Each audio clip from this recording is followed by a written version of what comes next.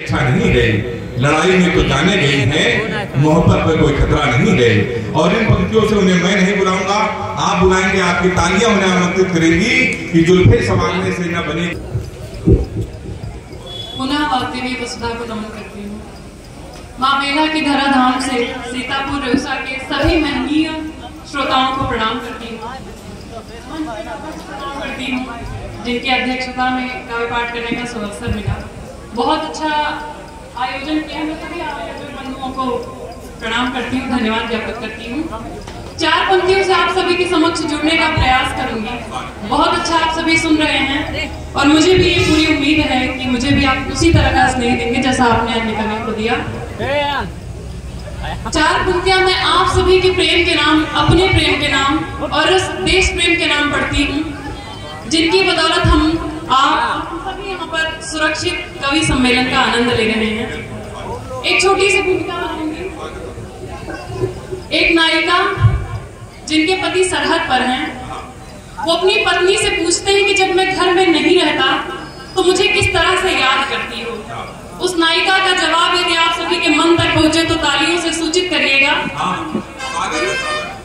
वो पूछते हैं कि तुम मुझे जब मैं घर में नहीं रहता तो कैसे याद करती हो। नायिका जवाब देती है, मन की सरहद में घूम लेती हूँ, मन की सरहद में घूम लेती हूँ, इन हवाओं में झूम लेती हूँ, याद जब भी तुम्हारी आती है, याद जब भी तुम्हारी आती है, मैं तिरंगे को चूम लेती हूँ, मैं तिरंगे को चूम लेती हूँ, मैं तिरंगे को चूम लेती हूँ। चार पंक्तियां मैं उस संस्कृति, उस सभ्यता के नाम पे पढ़ती हूँ जो मैंने बचपन से अपने घर में देखा, जो मैं आप सभी माताओं बहनों के रूप में देख रही हूँ। मैं चार पंक्तियां आप सभी को निवेदित करती हूँ कि हम क्या संस्कार लेकर पलते हैं, बढ़ते हैं और क्या संस्कार अपने आने वाली पीढ़ियों को सिखाते हैं। किले के करवट उतर नहीं सकता, खोल कर पट उतर नहीं सकता, लोग कुछ भी कहे सुने लेकिन, लोग कुछ भी कहे सुने लेकिन, मेरा घूंघट उतर नहीं सकता, मेरा घूंघट उतर नहीं सकता, मेरा घूंघट उतर नहीं सकता। चार पंक्ति में प्रेम के नाम पढ़ती हूँ, श्रृंगार की करती हूँ, उस प्रेम के नाम पढ़ती हूँ जिस प्रेम का आगमन हुआ, कुछ लिखना सीखा, कुछ पढ़ना सीखा और प्रेम जाना कि प्रेम होता कैसे है। पंक्तियां कि हर नयन आचमन नहीं होता, मन से कोई जतन नहीं होता, मेरे अधरों पे तुम ना आते तो,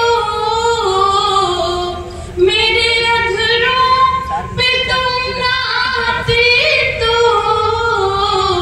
गीत मेरा भजन नहीं होता, गीत मेरा भजन नहीं होता।